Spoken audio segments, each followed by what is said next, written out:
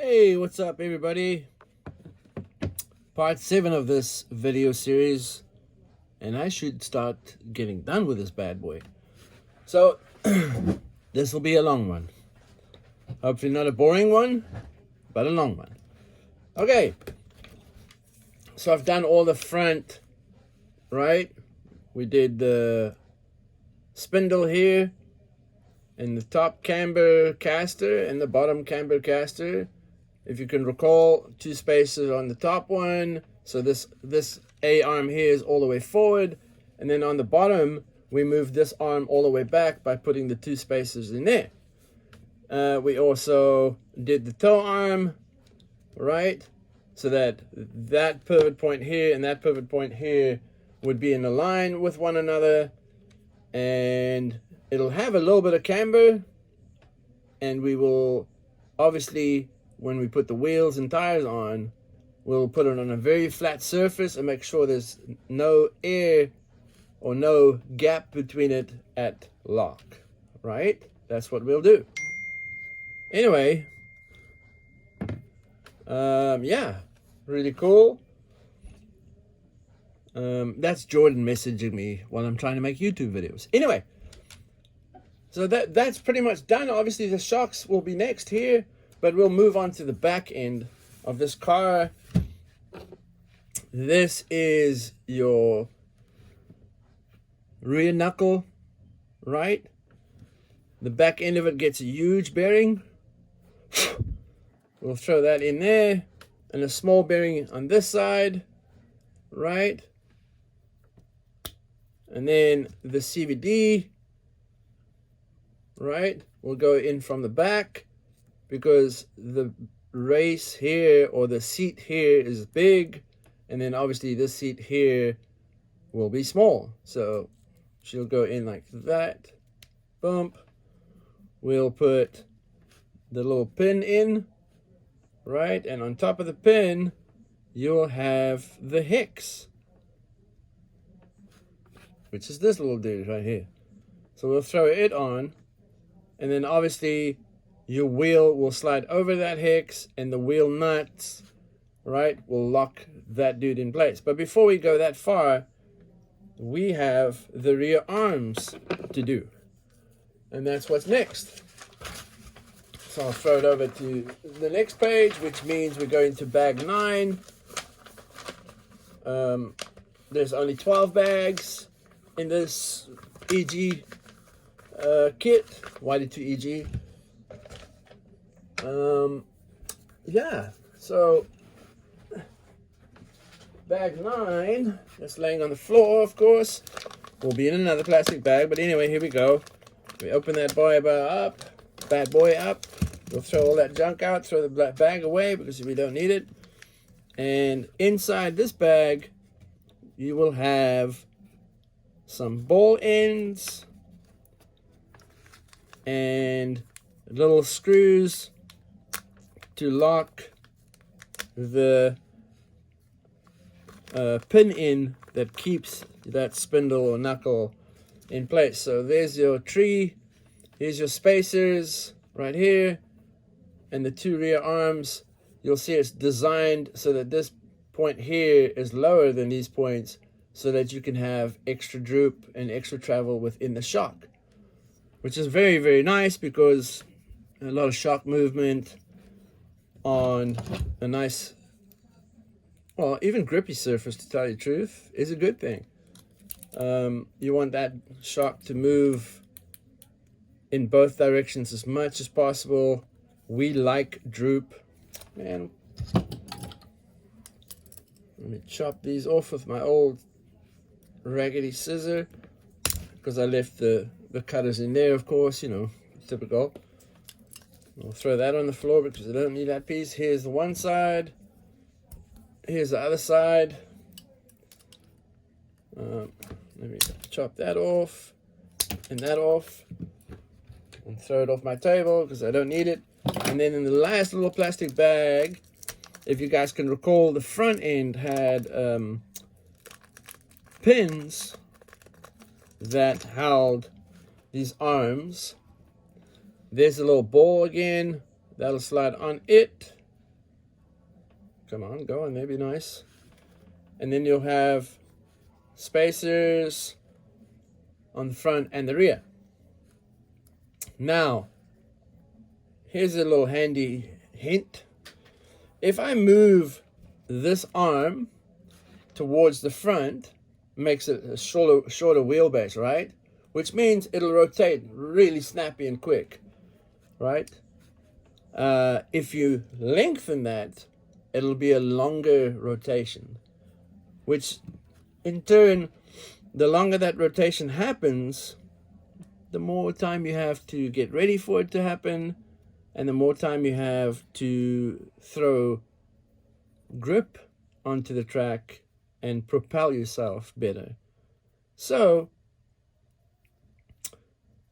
it's obviously best to have it at a neutral position, right? So one spacer in the front, one ball on the front, and on the back of it we'll throw a spacer and another ball, right? And that is the most neutral and easy location right there. So this guy would be for the one side. Make sure those shock mount holes are facing towards the back. Here we go, copy and paste. I'll do it again. The pin goes in there. Why is that plastic bag here? And then we'll throw a spacer on it, and we'll throw a ball end on it. That's the one side of it. Whoop, and then I dropped the ball end because I moved the shaft. Anyway, redo. Spacer on the back end, ball on the back end, and we can put that in the mouth of the toe block. Okay, so now we will throw the toe block in there so that that's all out of the way.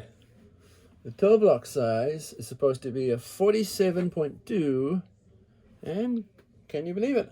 First thing I pick up, 70.2. So cut that little dude off. Come off. There you go. And I'll throw that on the back here so it holds those arms in place. And then I have these two taper heads to throw through the bottom of the chassis into those toe plates so that it locks it in place. And then we don't have to fight with the spacers and stuff falling out. Right? Now this is not the way the book shows you to do it. It shows you to put, you know, the spindle and the CVD all in place and all that stuff. I'm just doing this so that I don't have to fight with the spindles and stuff. So I'll thread this guy in, not all the way, and I'll thread this dude in.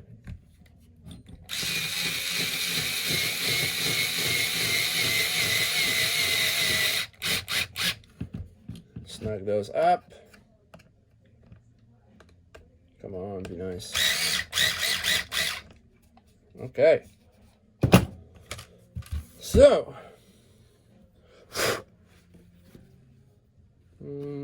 that's all out of the way. Now we can take the spindle, and you'll see there's two holes here, right? Those two holes are to put a fake disc and caliper kit on it that Yokomo sells separately for these, but the front ones don't have it. So you can't put the caliper on here, but you can throw the disc on here. You can throw the disc on here with a caliper. That's what those two holes are.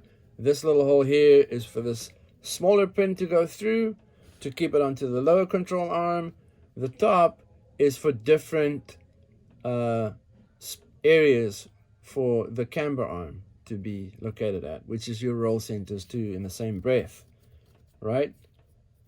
On the rear, we like to get the roll centers as perfect as possible. On the front, not so much, right?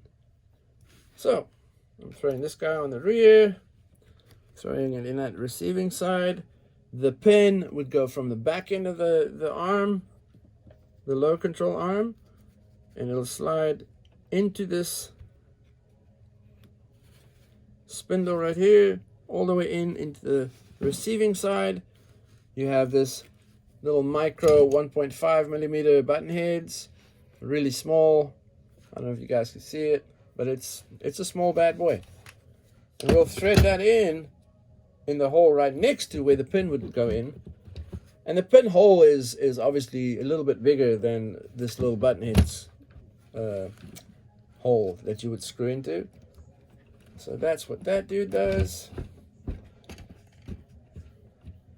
And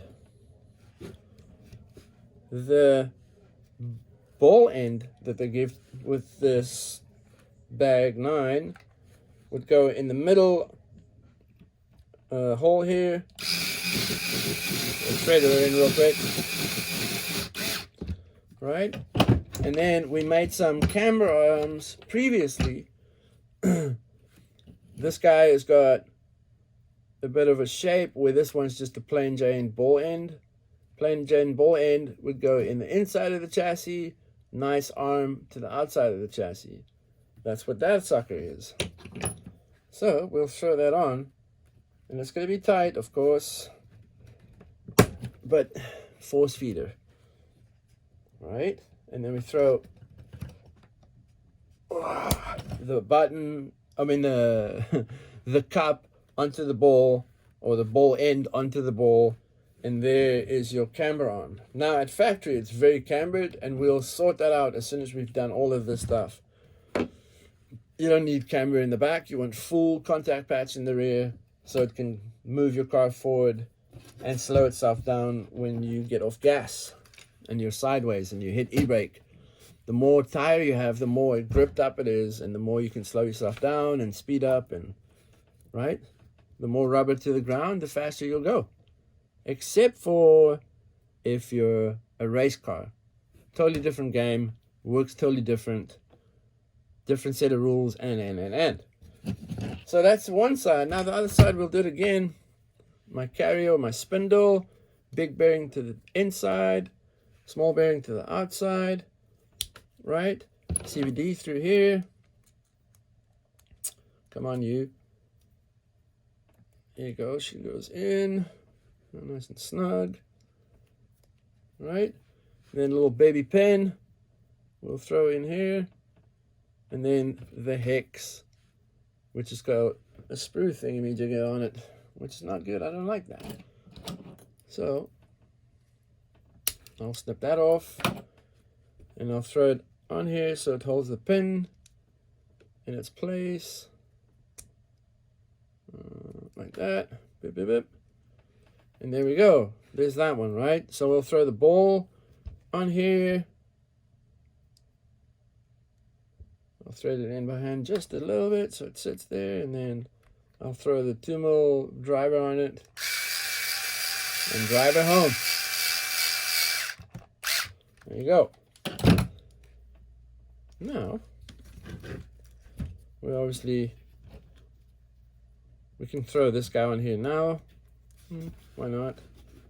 Maybe it's not easier. Anyway, so I'll throw that on afterwards. CVD goes in its mouth.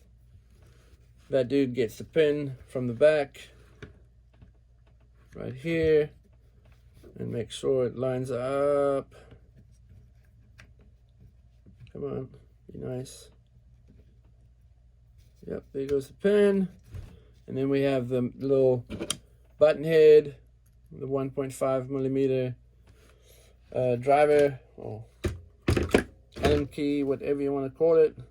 And we'll screw that in here. And that just needs the camber arm now, and will stay in place. Now, let's see how hard this can get.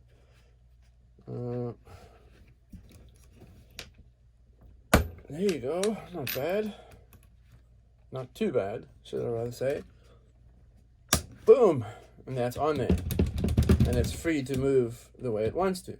Now the rad thing about these arms, as you can see, it's got quite a bit of droop.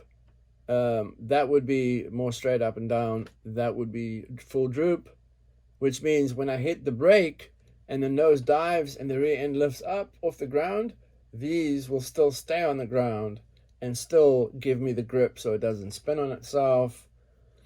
It just helps you to get back on the gas quicker too, because it's still touching and it's still got enough grip here to now accelerate and stay within the grip level. And the way I set up these chassis is I always have this at least 2 mil higher than the rear. I want to say maybe an 8 and a 10. That way you can kind of jump over the curbs on my track and stuff and not get stuck or bottomed out and stuff. And if you're on a rough surface, you won't be destroying the bottom side of your chassis. It won't be slowing you down or anything like that. Okay, so there you go. Front end pretty much done. Rear end pretty much done. These little ball ends here would be for the rear. We will throw them in the middle hole. I believe is the factory location. Yes, it is. So middle hole. Yeah, so the rear I keep as factory as I can because it works really good. All I do is I change the camber to make sure the tire is touching. But the front end, I kind of do it different to the manual, where I have these all the way out in the top, second one from the inside, and it makes that shock pretty straight up and down. And it makes this happen slower than this. So this will be really soft and bouncy, where this one will still be soft, but it'll be like a lot faster, much more aggressive than the rear. Yeah, so we'll move on to the next step in this book. Did I miss anything? Nope, not that I know of. I don't grease the CVDs. Ooh, this is my favorite part right here. The coils, or the shocks, right? This is where I have a lot of fun with it. It really interests me. I've really messed around with shocks in real cars and in this scale a lot. I totally get how they work. People have other ways of doing it. I have my way of doing it. I'm not saying you have to follow my way. No, I want you to experiment. And if it doesn't work, relate back to the manual. And if that puts you back to neutral, awesome. And then try something else. But try one thing at a time only. On the same surface with the same tires.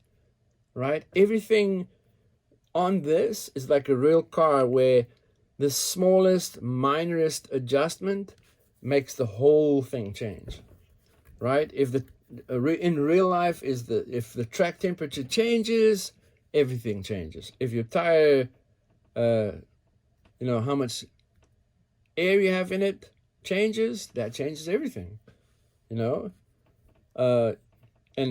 like I say, let's say the temperature changes and you try and change your tire pressure, that changes a lot.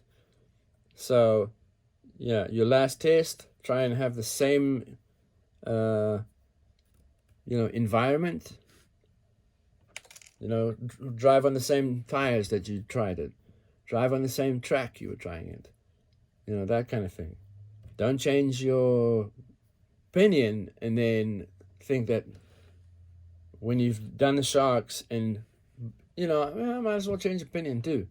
That changes everything. Anyway, whatever. Too much of this, not enough of that. Okay. So, bag 10. My favorite bag. This completes the chassis pretty much. Like, this changes the whole thing. As soon as you have the coils on there, now you can throw wheels on there and you can actually see it. It can move around and it's more a car than this dead shell. Or chassis for that matter. bag over there. So there's a lot of things in these bags, right? So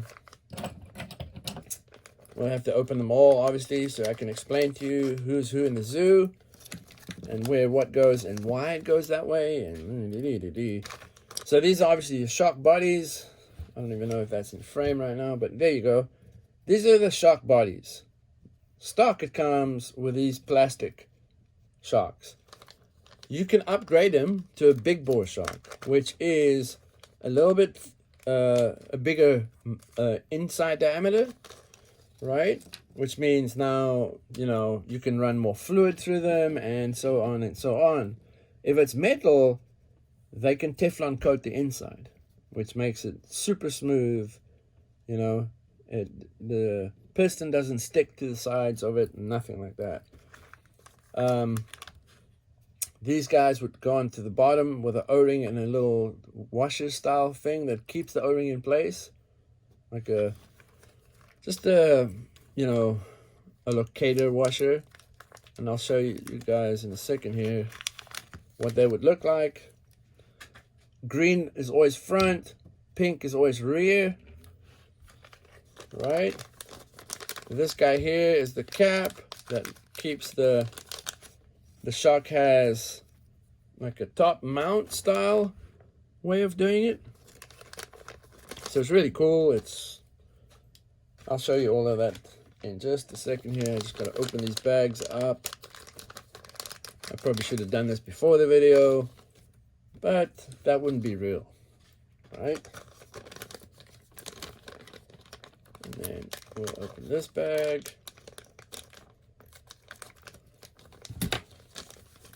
Throw all this stuff out.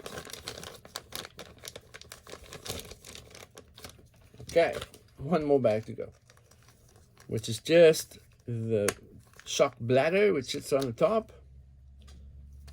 And that kind of seals the shock so the oil don't go shooting out, which we're not going to run oil in this anyway.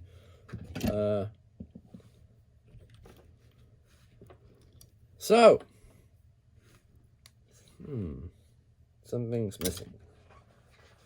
Where's my pistons? My piston shafts, sorry. What the heck?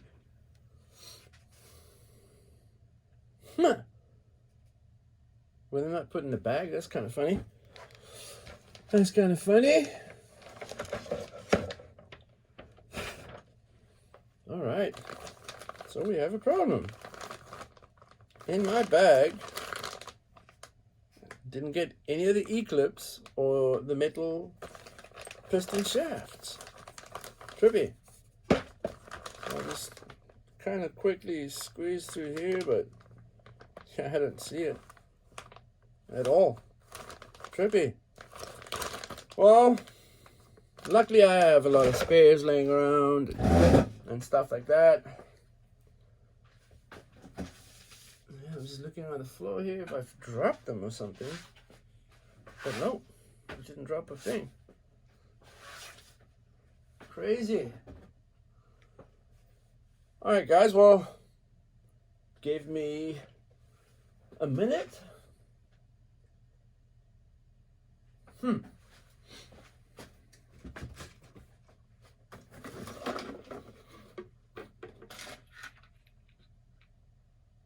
Trippy. So it's definitely not in there.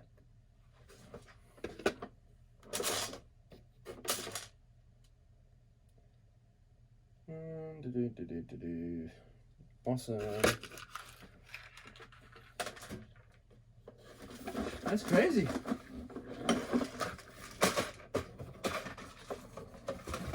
That's absolutely nuts.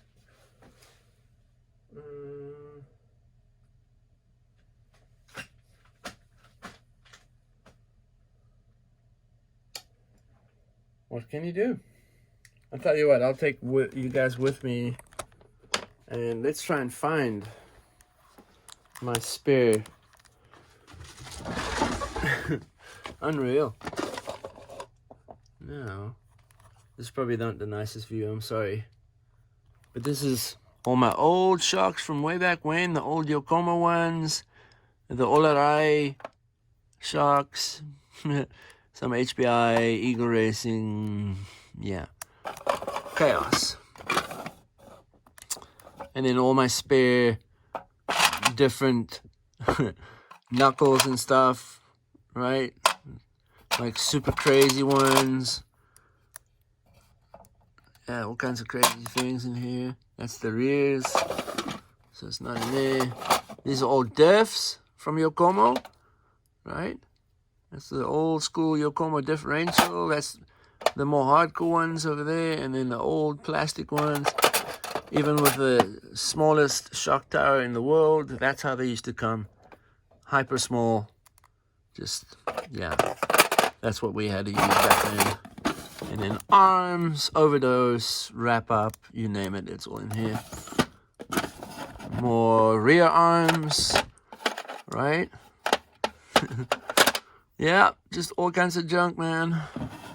But I keep all my junk because you never know. Those are for the top arms. That's rear bumpers back in the day. Bulkheads. And then all kinds of servo goodies and oil that I never use. Tons of oil. Don't use it. Top secret rims. Okay, so this is amazing. I gotta find. Yeah.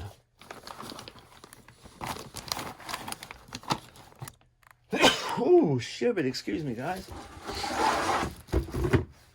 Okay, what did I do with that stuff? What did I do? As you can see, my awesome friend Jordan sorted the place out so it's more organized than it was. Man, this place was chaos. Absolutely nuts. Now, if I was piston shaft, where would I have gone? Yeah, track, people stuff being fixed. This is that chassis, electronics and stuff laying here. There's his wheels and tires.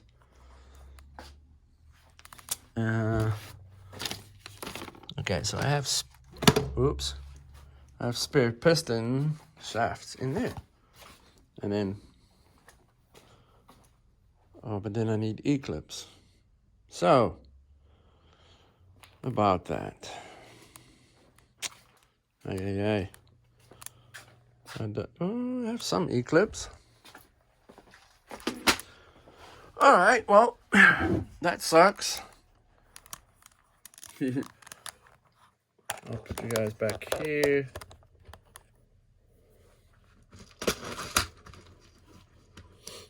Hopefully these are the right pistons. There's all kinds of different ones in here. Great. Great. Oh well, you know what? I'll just build the big bore shocks. That's just what it is. Be back in a second, guys. Sorry about this.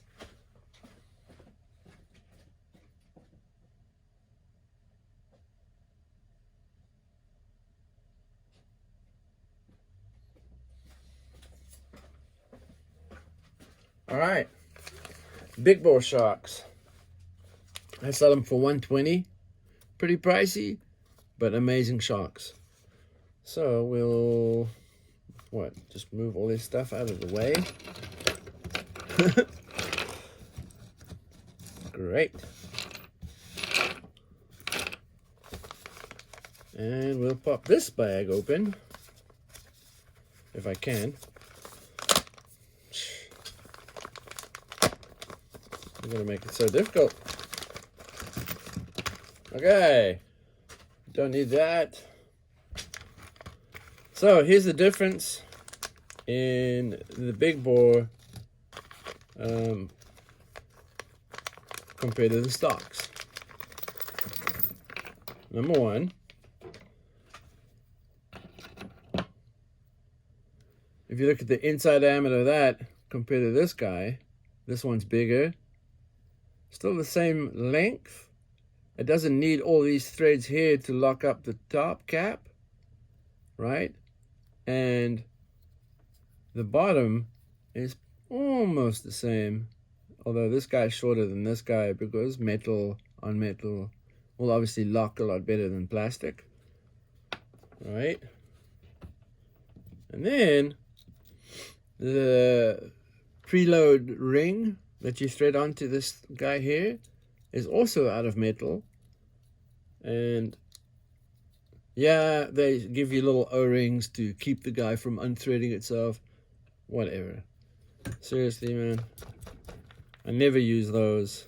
Because if you want to make small micro adjustments, it's so difficult to turn this thing with that O-ring that I'd rather have it super free like this, and you can make small adjustments. And that's what I do. Okay, so come on, thread on. Yeah, you can put a little oil on the O-ring so it can spin freely, but that just collects dust and dirt again, and then your shocks are dirty. Just nasty, man. It becomes absolutely horrible. So you want to make sure this little ring that you throw on, that the seat, the flat part here is facing to the bottom of the shock, because that's actually the perch for your coil, right? So that's what you'll do with that. So I'll thread these bad boys on so long.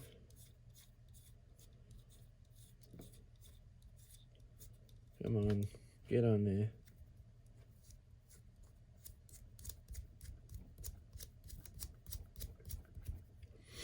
Okay, 2 more to go, guys. This is the boring part, I'm sorry.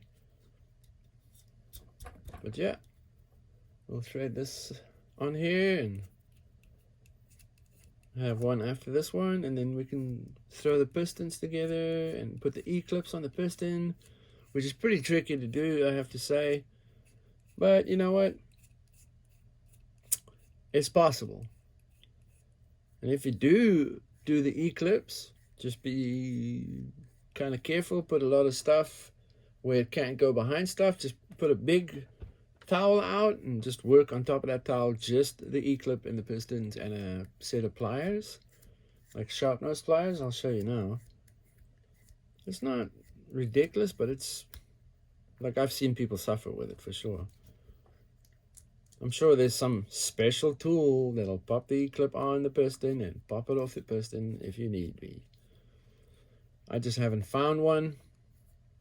And if I do find them, they're usually $1 million where they shouldn't be. So I try to not spend money on stuff that you don't need to have.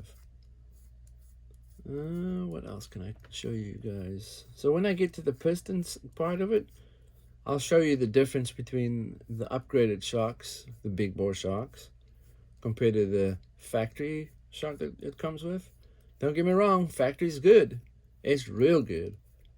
But it ain't no big bore shocks, man. Big bore shocks are on another level. So I'll throw these O-rings that I'm never going to use out of the way. And the bottom guy over there. And I'll go straight to the pistons, piston shafts, and the E-clips. Is what we'll be doing now. So I'll move this bad boy out of the way. And guess who found? Oh no, Afro. Anyway, yeah. So I'll obviously build those guys off camera and throw it on here, and then I have a pre-built set. You know. Stupid. Anyhow, let me do the big bore ones. And the E-clips come with a little piece of tape on it to hold it together, but I don't know if you guys can see that. Those are the E-clips right there. You'll obviously take one off this little, whatever you want to call that. And the first one will be pretty simple, because all you're doing is you're putting the mouth onto the piston. And this is obviously too soft to do that on, so I'll do it straight onto my table. I'll put the E-clip with the mouth open to the top. I'll put the piston into the mouth, and I'll take my nail and my finger and then push down on it, and you can hear it clip.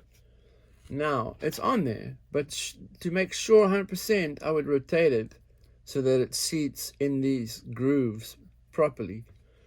Then you'll take the piston the big bore comes with, and I'll show you the difference between the two. This is the factory piston, right? And that's the big bore piston. This one's bigger, and it's made out of Delrin. So Delrin self-lubricates itself. It's that type of plastic. Where this plastic is a lot harder, and it's a lot square on the outside of the piston. The hard plastic one is a lot more square and sharp edged, right? So if I take the factory one, I usually take a hobby knife and I'll score the outside of that corner so it rounds it off more, right? And then obviously your big bore shark piston, you don't have to care about it. You don't have to worry about it. You take the shaft with the E-clip, you'll place it on top of it, boom, right? You'll take another E-clip, and you'll carefully place it with a mouth towards the shaft, right? You'll place it on top of the piston, which I thought I had a second ago. Anyway, oh my goodness, Afro. Yeah, you'll throw it there, and then you'll take a good set of pliers, and you'll place it this edge here to the back end of the clip, and the other side of your pliers you'll put on the back side of the shaft of the piston, and you'll force it on there without pinching your fingers like I just did. Obviously you want a good set of pliers. These ones suck. My good ones are in there, typical, because I didn't get myself ready. So maybe this guy will do it better, but I would need to close that up a little bit more. All right, let's do that again. Oh my goodness. And there she pops on. Right, now spin, or try and spin, the piston to make sure that that E-clip is on there properly. There it is. It's on there, the bottom one's on there, the shaft and the piston, that's what it is, complete. Now, this little bag here will have the O-rings and the little O-ring locker, or I don't know how to explain it, but it's very simple. I have to open this bag too. So this one obviously has the bottom lock, the top lock, and the bladder.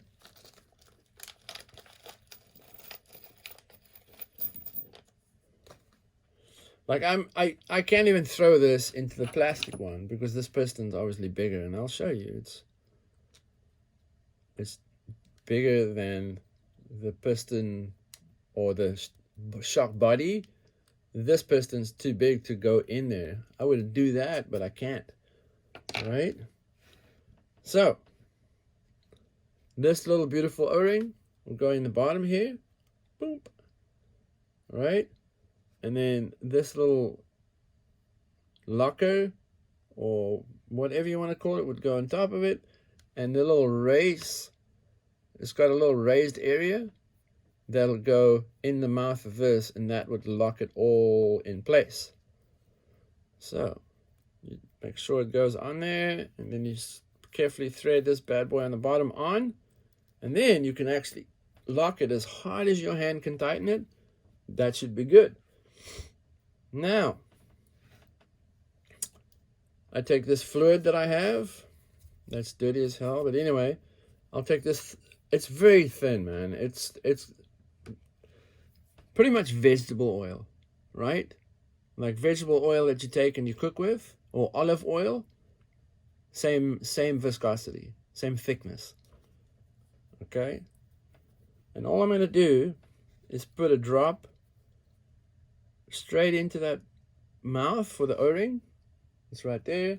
And then I'll put another drop on the sidewall, and I'll take the piston, I'll throw it in there, right? That'll lubricate the piston and the O-ring so the O-ring doesn't stick on the piston shaft. And just take the excess fluid that came out off, and you'll make sure it's super smooth, right? I mean, that's as fast as I can go. It doesn't feel sticky or anything. There's no stickiness, right? And then I'll throw one more drop up top of the piston, and that's it. Game over. You don't need anything else. All right, so there's that. Now this package comes with awesome mounting hardware, which is a little different to the stock factory one, and we won't be using this. We don't need to. But it comes with better mounting hardware. We'll throw that at one side. And then it comes with a normal stock factory one, the same as the one that came with in this stock factory bag, right? But these are different. Okay? So what we'll do is we will throw the factory ones. Oh, we can't do the factory ones. So we'll do the short tops,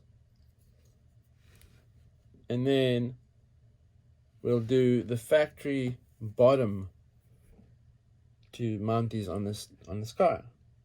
So I'm not going to mount this on these cars. I'm just showing you the difference between the factory ones and obviously the more hardcore ones. So I'll build the factory one right here in front of you so you guys can see that. And then that would have to be the end of this video. And then the next video, obviously, the shocks will be built. And I'll show you how I mount them on there. And then we can go further to, the electronics and all the other beautiful stuff that's supposed to go on. So there's that hoop. There's the locker. And under it has this beautiful O-ring. Bladder. Right? And that supposedly seals this whole unit. Now, because there's no oil, it's not going to have any rebound or anything. The coil will be doing all that work for us. So, there's that. Right? Make sure it's nice and locked so I can't tighten it anymore. Yeah, that's it, man. She's locked. Anyway, so this has a big mouth, and obviously that fits onto this, and it pops onto it. It's not as easy serviceable as the factory ones, actually. So, nice, but not that nice. Like, I like to have it where I can pull them off and work with them and then pop them back on. But in this situation, if you're not taking them off and putting them back on the whole time, then this is perfect. Anyway, guys, I want to say thank you for watching again. I haven't gotten back to you guys on the comment side of the things. That I'll have to do Monday or Tuesday.